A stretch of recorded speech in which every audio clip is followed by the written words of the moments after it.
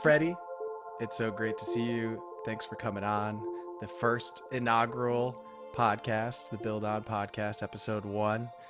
Couldn't imagine with anybody better. Freddie fella, uh, tell us about yourself. Tell us about what's going on. How are you? Hello, Nick. Yeah, it's amazing to be here, and I am so excited for your podcast. Yeah, so I'm Freddie, and I've been in the Web3 industry for over a year now. It's about 15 months. So that originally was me kind of just hanging around, and Betty, who is now my boss, um, was my friend in real life and kind of just contacted me being like, hey, I have a really cool industry I think you'll like. She knew I was into the arts and tech, and kind of already semi dabbling in crypto kind of non seriously. So she messaged me and was like, this is so you, we have a job for you. And it was extremely lucky. So I feel like that story isn't very common or something that, you just do that kind of thing. I feel like when people ask my advice, like, how did you get into Web3? Like, oh man, it was all just luck, really just luck and just throwing myself into the deep end. So I've been doing that for over a year, and that's been a lot of operations. So I've been looking after scheduling things like Twitter spaces and meetings and important things like NDAs. It's been a lot of paperwork and scheduling and stuff, but I love it. And I'm also writing for Sintra with Nick as well, as you know. And that's been really cool. That's just been getting a lot of experience in research, and we've been doing a lot of educational threads, which has been really fun. And yeah, that's kind of what I'm doing at the moment. But I'm also, doing my own thing, and I'm releasing my own art. And I've kind of just recently released my first photography edition, which is really cool. It sure is. So I'm, yeah, at the moment just kind of seeing where it takes me, which is really fun. Yeah, super fun. Yeah, I can't speak highly enough about your photography work, your artwork. And Thank yeah, you. it's definitely a unique story where your friend just so happened to be one of the most well-known people in NFTs now, and they just say, yeah, "Hey, you want to come and work on this project? I think it might work out." Yeah, And boy, has extremely lucky. Yeah. Deadfellaz worked out. Yeah, Yeah, that's so a little awesome. bit. Yeah, I have to admit, I think we met because you're at Freddie Fella. Your Twitter handle is probably the most recognizable Dead Fellas handle that I've seen, other than Betty and Psych. Honestly, maybe even more than Psych. We'd have to include that. We'd have to include that. We'd have to include that. Don't tell What them we'd never. Well, so that. what excited you most about crypto then when you were getting into it, and is that different than today? uh, Definitely different. The first time I got into crypto was through Reddit, which isn't really like the best source. I actually kind of initially was putting my money into Solana when it first launched, and then Cardano shortly after that, which did well actually at kind of the base level. And then the pandemic happened, and it was kind of all crazy. And I think I did the right thing, which was cashing out. Yeah. And I basically hadn't really taken it very more seriously until I got into Web3. And then I kind of was like, oh, yes, there is actually seriousness behind it. And it's not just all about trading coins, which is what I thought. So I obviously got into all of the protocols and the things that the blockchains were actually building, and started to learn, more about it. And I kind of I think that puts a way more researched and knowledgeable, investment. It was very lucky for me to kind of just put money in things that happen to kind of do well. But I think now I'm more focused on. Um, I mean, I wouldn't really call myself an ETH maxi, but that where it is kind of where most of my stuff is. I was very much an altcoin person back in Hmm. the day. But I think, yeah, I think now I'm kind of just like, maybe I've grown up a little, and I'm kind of just narrowing my options and taking it way more seriously, and it's less gambling than it used to be and more now just like kind of a semi-stable savings and kind of trying to do more adult things with it rather than just like putting money into it and seeing what happens. Yeah. So yeah, I think my attitudes have definitely shifted, and I think that listening to a lot of these really insanely, genius people, like even when I read Vitalik's tweets, I'm like, this man knows too much. Like, I think that there's so many cool things happening behind the actual currency that people know about. So yeah, I would encourage anyone to look into the founders behind any coin that you're looking into and just really seeing where they see it as well. Because I think that's just such a clear vision of what, where that might go. So yeah. Yeah, I really like that analogy of like, going from altcoins to being a little bit more focused on Ethereum, because Ethereum used to be an Yeah. altcoin and now it's grown up and you've grown up with Now it. it's yeah, it's kind of Bitcoin 2.0 in the sense that of, it's people knowing about it. Yeah. Yeah. But yeah, yeah, totally. Yeah, I love that. Growing up with Ethereum and yeah, taking things a lot more seriously, right? It's like once Yeah. you go full time, you move away from that investor mindset or that Mm. uh, in for a bit, out shortly after mindset. And it's like, oh, if I'm gonna stick around and be in this full time, I like want to have the right reasons to be here instead of just price go up. And yeah, that's super cool. I mean, yeah, can you speak more to like what your dream crypto job would be, knowing that you want to stay in this full time? Yeah. I, I've always said this, like I'm not really like a career person in the sense that I have my eyes set on this one role and this one thing. But I think anyone that has that is strong-willed. But I kind of have this. I kind of like to just see where things take me because otherwise I get disappointed. But at the moment, I'm really, really loving my writing research kind of thing. Um, Social research was my thing in uni, so I kind of feel like combining that with I'm really good at analyzing and seeing social patterns in things, and I think that really helps me in such a new and pretty, I would say, volatile industry.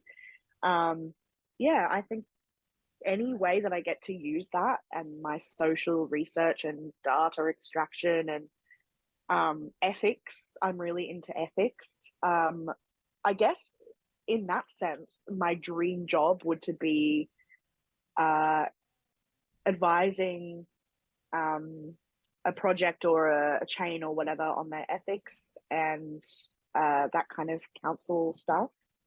I think I'm really good at seeing the wrong, and even just in Deadfellaz or Sintra, there might have been a thing that no one else has seen, and I'm like, maybe we shouldn't do that because in the past that's looked like that, or just those little things. I feel like I'm really good at. So that would be a really fun job, ethics advisor. I don't know if people are too leaping into that one just yet, but I feel like it's going to be coming soon because people are realizing how important they are.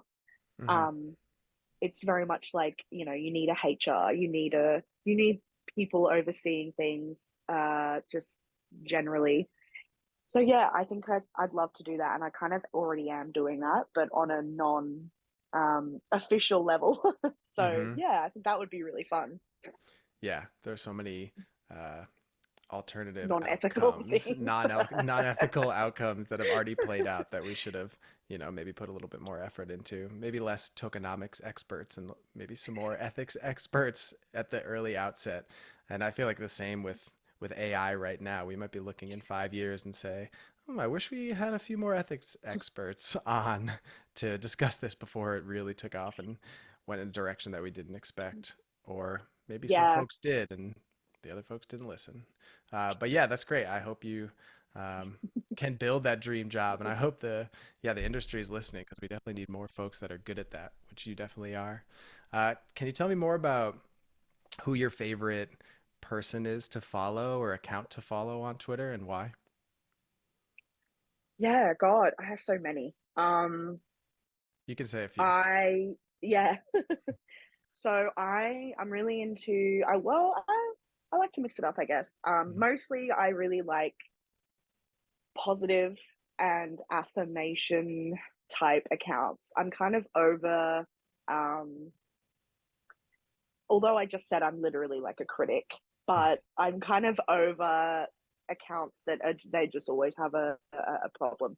So I think the accounts that I love the most are Riley Beans, Mm. who is amazing. She's kind of, the face of community building, I feel, at the moment. There's a lot of people in Web3 that I think should be like the face of a certain thing, but just aren't. And that might be due to a lot of things. I mean, I won't get into identity politics right now, but I think that that does come into play. Hmm. Riley Beans is incredible. I think she's quite literally keeping me going. She tweets constantly. It's kind of like a feed of just pure positivity, and not just positivity, because I think sometimes that can get too much and you're just like, let's be real for a second. Mm. She's so real. It's very much like, if you can't do something, that's okay. It's all about acceptance. Um, yeah, and I just love her style. It's not about engagement farming. There's no kind of like this if you're happy today kind of bullshit that I see a lot. Um, yeah, and I think she's just such an important kind of person to be following and seeing that it's not all doom and gloom and scams and stuff like that. There's some really Hmm. cool things happening. Yeah. And and then on the other on the other side of things, um, Joan Westenberg, who is a writer and critic, um, who I think tries to stay further away from the positivity stuff, which I think Hmm. is cool in a sense, because there's not a lot of critics within Web3. I feel like there's a lot outside, and there's a lot of people looking in and going, oh, this is a scam, this sucks. But there's not many of us inside the circle that can kind of see things happening and calling it out. Hmm. Um, and she's really cool. She's Australian based. Betty got to meet her, which I'm so jealous. Um, and yeah, I love all of her insight, and I think she's really harsh when she needs to be, which is Hmm. which is good. I think she really calls it when she sees it. Yeah. She has a newsletter, the the Joan Dow Index, I think it's called, and that's Hmm. really cool. That's free newsletter, so I love them. Um, and I'm trying to think, is there anybody else that I really want to like mention? I also love James, uh, who I run the writers Discord with. James Richard Jeffrey, I think is the full name. Hmm. I need to find the I need to find the Twitter app, You could but say he's really say lovely. his Discord name or his Twitter handle. Yeah, I actually don't know. I think it's James Richard Jeffrey. That sounds correct to me. Yeah. But yeah, he's also really awesome. And I think, yeah, just filling your feed up with as much niceness as you can, Hmm. like less infighting and yeah, speculation stuff. It's not for me anymore. Maybe at the start, but now I'm just trying to take it as seriously as I possibly can. Yeah. Yes, agreed. I mean, that's why this podcast is called Build On. Everyone that is, sharing positivity and are building in crypto and finding ways to, you know, deflect the FUD and keep building and build upon the other thing that was built already. It just feels like it's what we need, and it's what moves this whole space forward. It moves humanity forward. I mean, any movement needs the Mm. same thing. We need to, build upon the last person who helped us out. And yeah, I think that relates to the next question I wanted to ask, which is like, what advice would you give? Since you've been here for a little while, you've seen some ups and some downs for sure.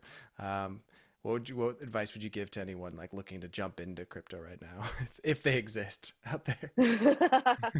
Yeah, that's true. And I think in a way, it's such a different audience, isn't it? Like the people that maybe were wanting to jump into crypto a year ago might not have actually been the people that we wanted. Mm, I think a lot of people did jump in a year ago because it was like a make money fast scheme, maybe in the sense that people would jump into an MLM, which is what everybody was calling us. hmm, And it didn't look good, obviously. But I'm kind of hoping that that attitude is slowly starting to shift, and yes, less people are getting into crypto now, but I don't think that actually reflects the general idea. I think it just reflects the amount of people that feel like it's something they need to do right now, because there's money to be made right now, and I think that mm, that's a good thing. Um, I think my advice at the moment is that it seems to kind of be that the space doesn't really know where it's going. So I think now may be the best time to actually create something. yeah. There's a lot of stuff and not a lot of, uh, I'm trying to think of a word, like iconic stuff. Yeah. Yeah. Like stuff you want to talk about, you want to tell your mates, you want to tell the people that you work with, maybe at your Web2 job, your parents, that kind of thing. Hmm. And I feel like there's things being built or projects being released where I'm like, are you proud of that though? Like, would you go home to your parents and say, like, I just released Crypto Dicks 3.0? I don't know. There's just like, there's a, there's a certain thing where I'm just like, I think the advice at the moment is to really take what you know. And even if that seems so not aligned with crypto, like it could be biology, I don't know, Hmm. but guess what, there's decentralized science. Like there's a whole world that hasn't fully been established yet, and I think there's a lot of niches that haven't been filled. Yeah. And um I think if you like anything, you can probably make it Web3 if you want to. I mean, I know somebody that is making travel Web3. Like they've got a caravan park in Mexico, Hmm. and they're going to Web3ify it all. So all of the bookings will be blockchain. And it's things like that where I'm like, damn, like that's, so kind of out of what people expect crypto to be like. And I think bringing those things into it, like, for example, I was like, oh, social research, there's not really much, who would want to hire a. Turns out Yeah. there's a lot of research to be done, actually. And I Yeah. think you just need to make those waves and really put yourself out there.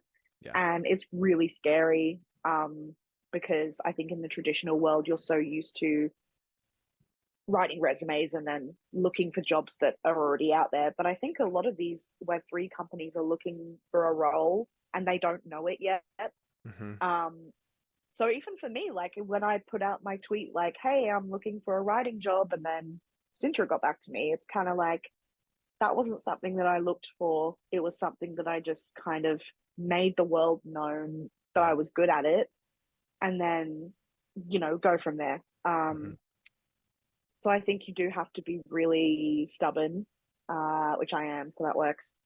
But you also have to, yeah, kind of not wait for things to come to you because they're just probably, I mean, other than Betty literally texting me, if you can find a That came to friend you. that you feel like could become a crypto founder, make friends with them. No, that's that's not gonna work for everybody.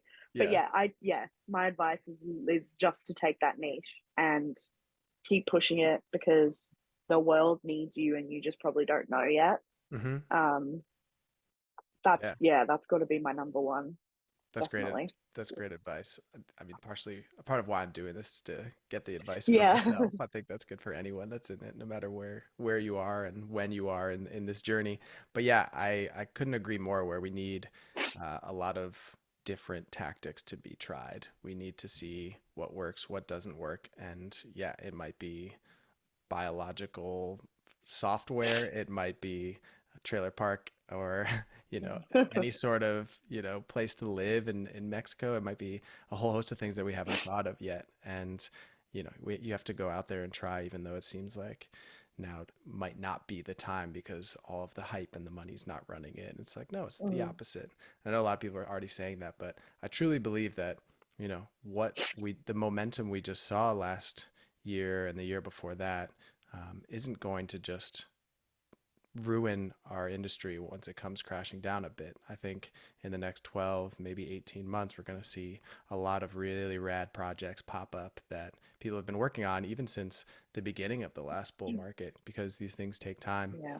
And Mm. I'm really excited to watch it all play out. I don't think just because there have been some less exciting projects in the last few weeks or months doesn't mean that in the next 6 to 8 months there's not going to be something incredible. And we just have to be Mm. patient and support the groups that are testing everything and go and give it a Mm. whirl. Okay, so that's great advice. Appreciate you sharing that. What's uh what's one NFT you could own? What would it be and why? That's a hard question. Okay, I don't know how so to ask. are we talking, and this can be general, right? It doesn't have Hmm. to be, yeah, PFP or anything. Hmm. Okay, so, oh, I would love an Amber Vittoria one-on-one. Mm, I love her work so much. It's a massive source of inspiration for me. The color blocking is phenomenal. I think the way she uses primary colors and just oh my god, it's just it's a dream for people that love a good color palette. So mm, I would love to own an Amber Vittoria one-on-one. I think those are kind of um, more reachable for me than I think most PFPs that I guess I'm lusting after. And I think that I'm probably way more inclined to invest in art these days rather than in PFPs. mm. Um, I love a PFP, but I feel like I won't buy one now unless I'm just so fully submerged Yeah. in the community, the utilities that are being built, just everything it has to come into. So the most recent one actually I bought was Galverse. So I think they would. No, I want another one. um, a Galverse would be amazing. I think possibly a cool cat in the future, but maybe not. I don't know. At the moment, I'm so focused on one-of-one artists. I'd Yeah. love a one-of-one Tiffatron.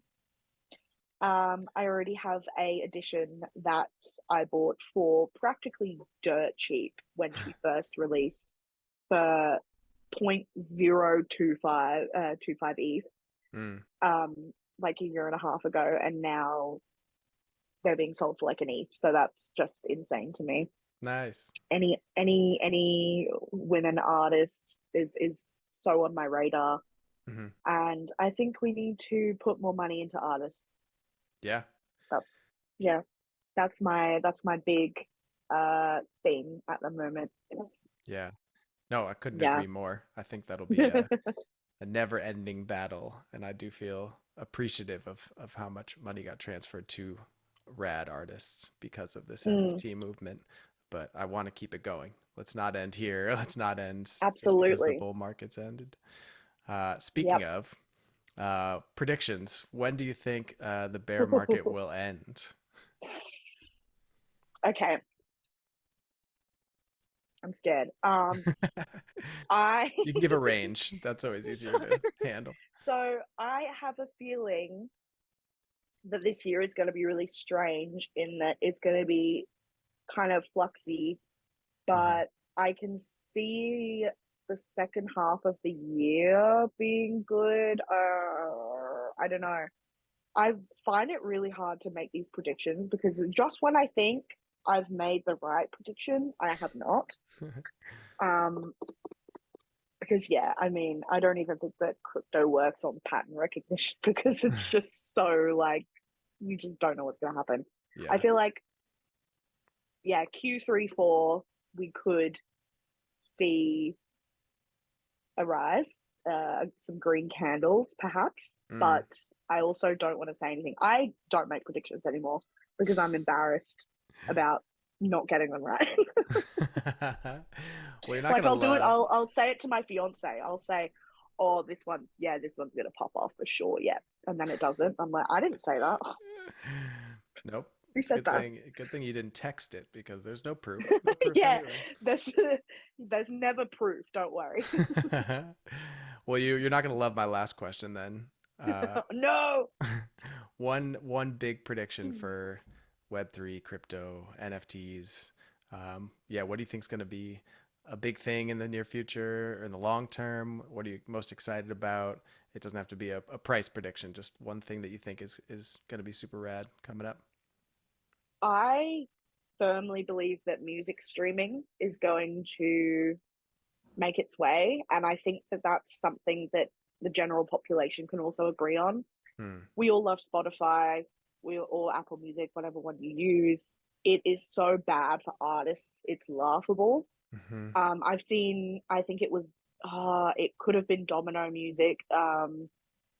I've also seen Latasha make the same tweet, very similar tweet, basically being like, "I have made more money off of selling one single NFT of my music video than I have of all of my Spotify streams forever," kind of Yeah. thing. Yeah. And it was like you would have to stream this one song 25 million times for to make, just like the way that we kind of treat music artists. And I think because music is so ingrained in our lives, maybe we just see it as just something that we all have the right to. We should all, which we do, we should all be able to listen to music. Mm-hmm. But I think artists also have the right to be paid for that music that they create. Yeah. So streaming could be so big if we all got on board with it. And I think most of us are all on the same page that there needs to be better options. Yeah. Um, and I'm hoping that the blockchain will be good for that. And I think at the moment, we're just kind of waiting to see what happens. There's a few indie streaming sites and there's a few kind of indie marketplaces and things like that. But it would be really awesome to see something really kick off. Yeah. So in a similar way that Tidal almost did, that Jay-Z's thing, Tidal. But then I think because that was, like a $20 a month thing, that also drove people away. So it's really difficult to have this middle ground where people feel comfortable spending money, but also comfortable enough that they wouldn't, that they would actually still use the service. So Right. music streaming for sure. And I Yeah. think decentralized science, is going to be massive. Mm. Excuse me. Yeah. And I think that, yeah, the more that techie nerds kind of know about it, the better, because we need more nerds, I think, in blockchain, which sounds silly. Like, don't we have enough? But we don't. Never. We Never don't. enough. We need more. We need them all. Yeah. Yeah. I I couldn't agree more. I think the creator ownership economy is heading in that direction, and it needs to, and it makes the most sense to. And once you consider, all of the ownership going back to these, really influential, iconic folks that can lead the charge, Mm. then blockchain technology is going to be waiting for them. And I think one of the predictions that I had wrong was that blockchain technology was going to lead that movement. I think that movement is going to be led by all the folks that are the creators deciding, okay, we're not going to play by Mm. the old playbook, and then blockchain's going to be waiting there for them to help. And I think that's coming soon too. I'm feeling super hopeful and I'm excited about it. I know, cross our fingers. We can all cross our fingers. But the more creators talk about it and the more creators bring other creators into that same trajectory, then yeah, the faster it'll happen. So Mm-hmm. wonderful. Freddie, Definitely. this has been amazing. Thank you so much for Thank hopping you on, so much. joining me for your morning coffee. I Oh, it was great. yeah, good, good, good, good. They aren't I they all? absolutely demolished that thing. Just like you demolished this podcast.